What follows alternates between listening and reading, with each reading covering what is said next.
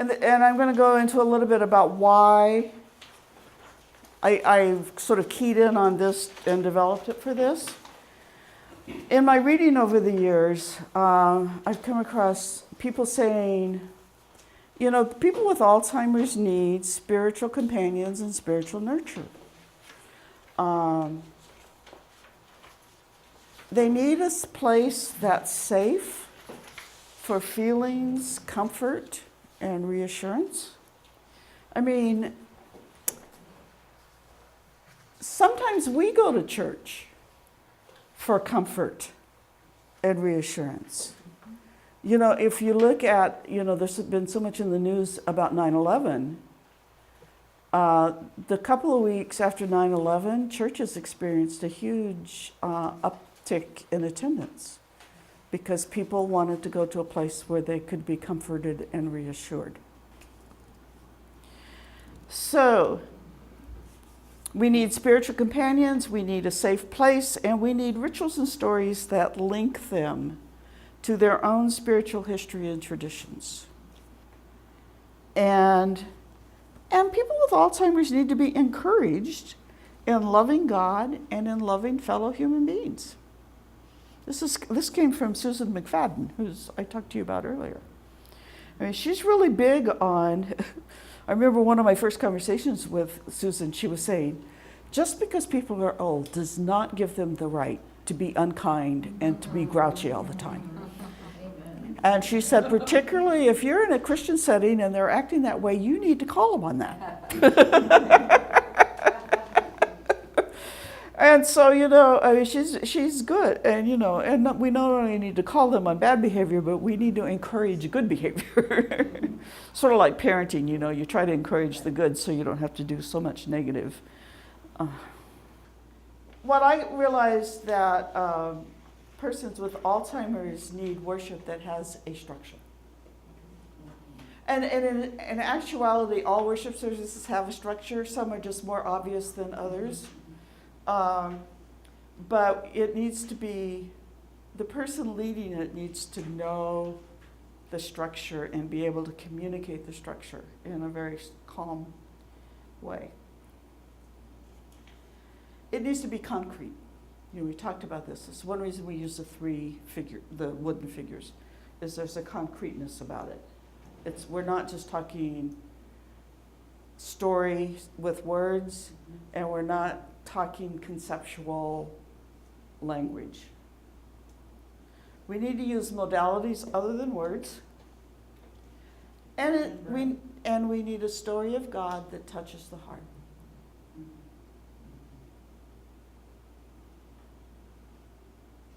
Now, my experience of Protestant worship is that it's very word-oriented.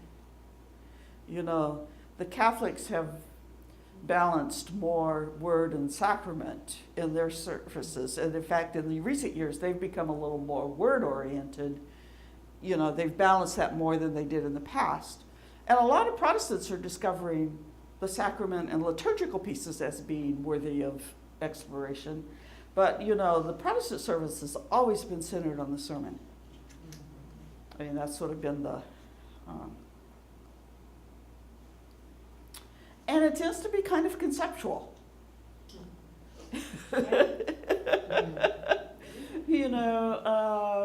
We don't just tell stories in our sermons usually. We talk about God in kind of abstract language. And some Protestant worship, I realize there's a really wide spectrum, but some Protestant worship, in churches changes almost every Sunday. I mean, there isn't necessarily a set order of things. And the music can go from rock to Bach, or from Bach to rock, whichever. So this worship service, we were just talking about this, Sonia Stewart, who developed the Young Children in Worship program that this is built on, developed it with Montessori methods very much in mind. And Maria Montessori was an Italian woman who, in her career as a teacher, became concerned for what were, lower income kids who weren't really in school, who were just on the streets and were considered unteachable. And she began thinking, there is a way to meet these kids. There is a way to teach these kids. How do we do it? And so she developed small group activities that were very segmented, very structured, and discovered that as she introduced these unteachable kids to this method of learning, that they developed a sense of purpose, they had good self-esteem, and they were able to focus on tasks in ways that they had not been able to do before.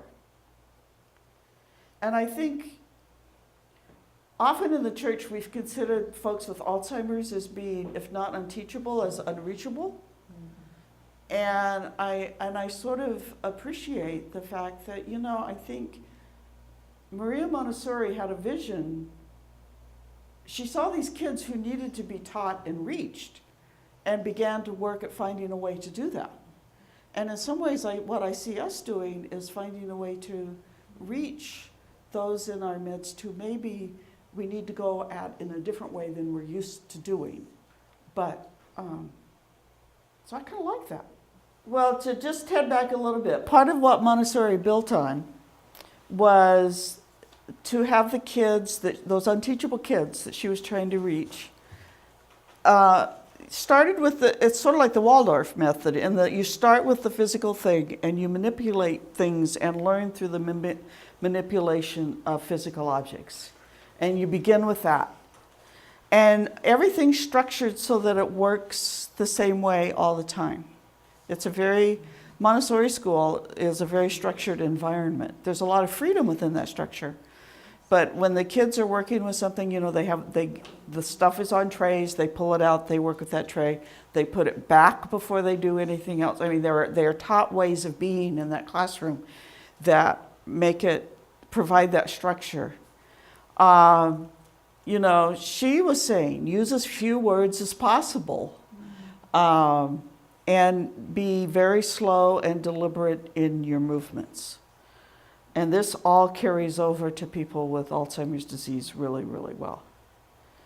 And actually, back in the 90s, people began to realize that this Montessori method of teaching and learning was very applicable to folks with Alzheimer's disease, that they could be given things to manipulate, even if it's just taking beads from one container and putting them in another container, they're doing things with their hands. They're finishing tasks. Mm-hmm. And so there's been actually a couple of books published about these kinds of activities for people with Alzheimer's disease, just to provide. And they discovered that when these kinds of things are done, that it provides the Alzheimer's people with a sense of self-worth, an opportunity to express thoughts and feelings, a sense of belonging, of being part of a group, a sense of accomplishment, and a sense of order and a sense of safety and security. So this is Sonia Stewart, who developed the Young Children in Worship program that this program is based on. She used this Montessori method and developed all of this stuff as a way of being in worship with young children. And she saw it as a way for both the presenter and the children can grow in love for God and for one another. And I think that's true of us too. I had actually friends who went to Sonia's training and learned how to do this with children. And one of the things that they told me was that learning the stories and telling the stories nurtured their souls. It really did help them grow in their love for God and in their love for children. And I think the same thing is true when we do it for people with Alzheimer's disease. So it's a mutual thing. It's not just that we're taking this to these poor people who have Alzheimer's disease. So it's a sensory motor style of storytelling as the primary means for encountering God. She saw it as enabling young children to bring their lived experience into dialogue with God in the biblical stories. And it provides a way for young children to tell the stories of God to others.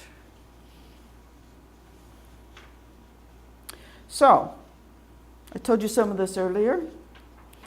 I had experienced Sonia telling these stories to a pastor's group, and it was amazing.